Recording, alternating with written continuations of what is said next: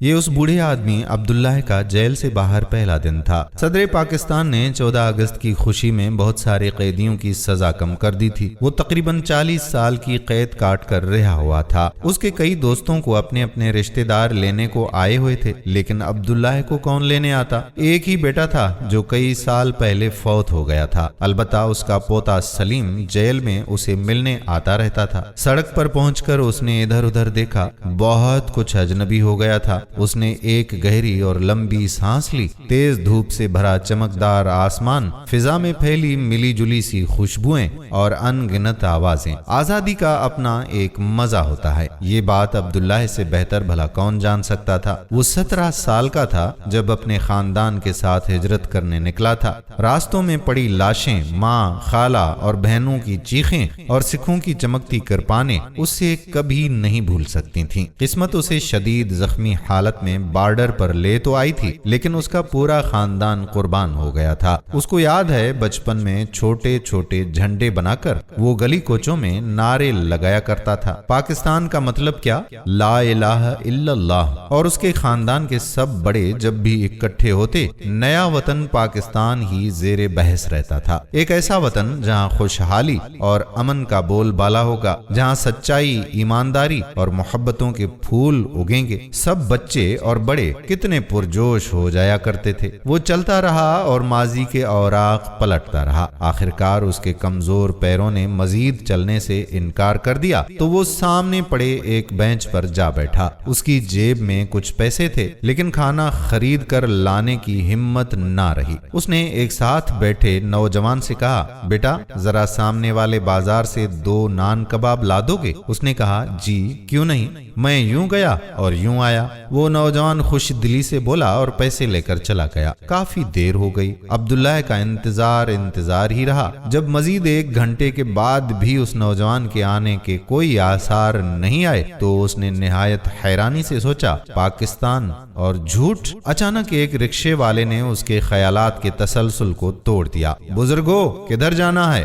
عبداللہ اٹھ کر کھڑا ہو گیا اور اپنی جیب سے ایک مڑا توڑا سا کاغذ نکال کر اس کی ہتھیلی پر رکھ دیا۔ راستے میں رکشے والے کو ٹریفک کانسٹیبل نے روک دیا کہ کاغذ دکھاؤ۔ رکشے والے نے کاغذ نکالے اور اس کو تھما دیے۔ کانسٹیبل نے ہنکارا، یہ لائٹ کب سے ٹوٹی ہوئی ہے، ٹھیک کیوں نہیں کراتے؟ اوے صادق، لکھ چالان اس کا۔ رکشے والا ہکا بکا اس کو دیکھنے لگا، لیکن کچھ ہی دیر بعد وہ مسکراتا ہوا سیٹ پر آ کر بیٹھ گیا اور رکشہ اسٹارٹ کرنے لگا۔ عبداللہ نے کہا، بیٹا تم لائٹ ٹھیک کرا لیتے تو چالان نہ بھرنا پڑتا۔ رکشے والا ہنس پڑا، نہیں بزرگو، 50 روپے لے کر چھوڑ دیا ہے، ویسے بھی لائٹ ٹھیک ہوتی بھی تو وہ کوئی اور بہانہ ڈھونڈ لیتے چائے پانی کے لیے۔ عبداللہ سکتے میں آ گیا۔ پاکستان اور رشوت۔ راستے میں ایک پھلوں والی ریڑھی نظر آئی۔ عبداللہ نے رکشہ رکوا دیا۔ سیب لے کر وہ واپس رکشے میں بیٹھا تو رکشے والے نے پچھلے شیشے سے اسے غور سے دیکھا، لیکن بولا کچھ بھی نہیں۔ اب وہ نور ٹاؤن میں داخل ہو رہے تھے۔ جلد ہی وہ اپنے پوتے کے گھر کے سامنے کھڑا تھا۔ اس نے جیب سے کچھ پیسے نکال کر رکشے والے کو تھمائے اور شاپر سنبھالتے ہوئے نیچے اتر گیا۔ یہ کیا؟ عبداللہ کو شاپر میں کچھ زیادہ ہی نرم سا محسوس ہوا۔ اس نے کھول کر دیکھا تو گلے سڑے سیب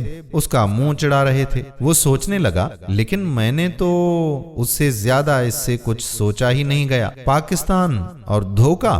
وہ شاپر گلی کے موڑ پر پڑے ڈرم میں پھینکنے کے لیے چل پڑا۔ اب تک اس کے سارے خواب جو وہ جیل میں پاکستان سے متعلق دیکھتا رہا تھا ملیا میٹ ہو چکے تھے۔ اس کا رواں سوال کر رہا تھا کہ کیا یہی وہ ملک ہے جس کے لیے اس زمانے میں گاؤں گاؤں قریا پاکستان کا مطلب کیا لا الہ الا اللہ کے نعرے سے گونجتے رہتے تھے؟ کیا یہی وہ سرزمین ہے جس کے لیے اس کا پورا خاندان کٹ گیا اور جب اس نے آخری بار مڑ کر اپنے باپ اور تایا کی لاشوں کو دیکھا تو ان کی ادھ کھلی آنکھوں میں پاکستان صاف لکھا نظر آتا تھا؟ سلیم کے گھر والے اسے یوں اچانک دیکھ کر پہلے تو حیران رہ گئے، پھر نہایت خوش دلی سے انہوں نے اس کا حال پوچھا۔ تھوڑی دیر کے بعد ہی گرما گرم کھانا آ گیا۔ ابھی وہ کھانا کھا کر فارغ ہوئے تھے کہ سلیم کا ایک ملازم کمرے میں داخل ہوا۔ وہ پریشان پریشان لگ رہا تھا۔ سلیم نے بہت پیار سے اس کی پریشانی کی وجہ پوچھی۔ وہ کہنے لگا، میری چھوٹی بیٹی بیمار ہے، 2 دن سے ہسپتال میں ہے، خرچہ اتنا زیادہ ہو گیا ہے کہ کیا بتاؤں۔ یہ سنتے ہی سلیم یکدم کھڑا ہو گیا۔ کیا آپ نے مجھے کیوں نہیں بتایا؟ آئے میرے ساتھ۔ بعد میں سلیم کے بیٹے نے بتایا کہ بابا جان نے چاچا سلطان اور ان کی بیٹی کو اپنی گاڑی میں ایک دوسرے اور بہترین ہسپتال میں ایڈمٹ کروا دیا ہے اور سارے واجبات بھی ادا کر دیے ہیں۔ شام کو عبداللہ نے دیکھا مغرب کی آذان ہو رہی تھی اور سلیم اور اس کے دونوں بیٹے سب کام چھوڑ کر نماز کی تیاری کرنے لگے تھے۔ مسجد میں کئی لوگوں نے اس کا تعارف پوچھا تو اس نے بتایا کہ سلیم اس کا پوتا ہے۔ یہ سنتے ہی لوگوں کی نظر میں اس کے لیے احترام اور محبت نظر آنے لگی۔ کہنے لگے کہ سلیم صاحب تو جی اس محلے کے لیے بہت بڑی نعمت ہے۔ یہ جو عشاء کے وقت بھی آپ کو مسجد کا سارا راستہ جگمگاتا ہوا دکھائی دے رہا ہے نا، یہ سلیم صاحب کی کوششوں سے ہی تو ہوا ہے۔ اسٹریٹ لائٹس ایک عرصے سے خراب پڑی تھیں، سلیم صاحب نے کوششیں کر کر کے ٹھیک کروا دی، جس سے سبھی کو بے حد آسانی ہو رہی ہے۔ اجی سلیم صاحب نے آج 14 اگست کی خوشی میں بریانی کی دیگ پکائی ہے اور محلے کے تمام غریبوں میں تقسیم کی ہے۔ کوئی کہنے لگا کہ میں تو سلیم کو ایک عرصے سے جانتا ہوں، ایک دفعہ کاروبار میں ان کو بہت بڑا نقصان ہو رہا تھا، سلیم چاہتا تو ایک چھوٹا سا جھوٹ بول کر نقصان سے بچ جاتا، لیکن اس نے اتنا بڑا نقصان برداشت کر لیا اور جھوٹ بولنا گوارا نہیں کیا۔ کوئی کہنے لگا، اچھا آپ سلیم صاحب کے رشتہ دار ہیں؟ بھائی تو آپ تو بہت ہی خوش نصیب ہیں، ماشاءاللہ بڑے ہی دیندار بندے ہیں، ہر مہینے اپنے گھر میں کسی عالم دین کا بیان رکھواتے ہیں۔ بس جی اب ایسے لوگ کہاں دیکھنے کو ملتے ہیں۔ سلیم صاحب کے ایک دور پار کے غریب رشتہ دار تھے، جب تک فوت نہیں ہو گئے سلیم صاحب ان کا علاج کرواتے رہے اور اب بھی ہر مہینے باقاعدگی سے ان کے گھر راشن، کپڑے، کھانا وغیرہ ہر موقع پر بھجواتے رہتے ہیں۔ عبداللہ یہ لوگوں کی ساری باتیں سنتا رہا، اس کو جو ایک بے چینی نے گھیرے رکھا تھا وہ یکدم ختم سی ہو گئی، اسے فخر سا محسوس ہونے لگا۔ اس نے اللہ کا شکر ادا کیا جس نے اس کی اگلی نسل کو وطن اور وطن کے لوگوں کی محبت سے نوازا تھا۔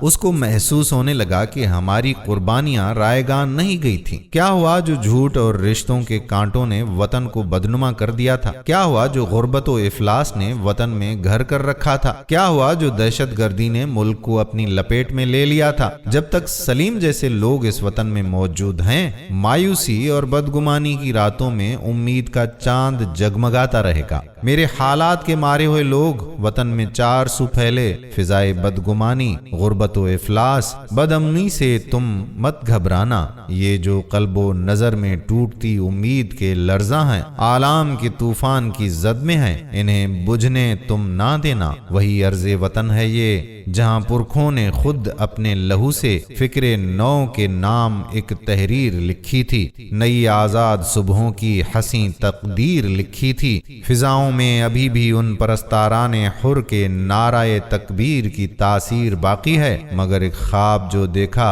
کئی بے چین آنکھوں نے، ابھی اس خواب کی تعبیر ادھوری ہے، اسی تعبیر کی تکمیل باقی ہے۔ یہ دھرتی پھر ہمیں آواز دیتی ہے، ہمیں اس گھر کی دیواروں کو یوں مسمار ہونے سے بچانا ہے کہ خشت عزم سے اس کی فصلوں کی نئی تعمیر باقی ہے۔ میرے پرچم کی پیشانی پہ اب بھی بخت کا تارا دمکتا ہے، ہمیں اس کو کبھی بھی سرنگوں ہونے نہیں دینا۔ میرے لوگوں کبھی نا امید مت ہونا، مصائب کی شب تاریک سے ایک دن کبھی تو صبح نو کا آس کا سورج نکلنا ہے، کبھی تو وقت بے رحم موجوں کا ہمیں دھارا بدلنا ہے، تبھی تعمیر ملک و قوم کے اس خواب کو تعبیر کا اعزاز ملنا ہے۔ دوستو ہم امید کرتے ہیں کہ ہماری آج کی یہ کہانی آپ کو ضرور پسند آئی ہوگی۔ آنے والی ویڈیو تک اپنے میزبان قادر بخش کلہوڑو کو اجازت دیجیے۔ اللہ حافظ۔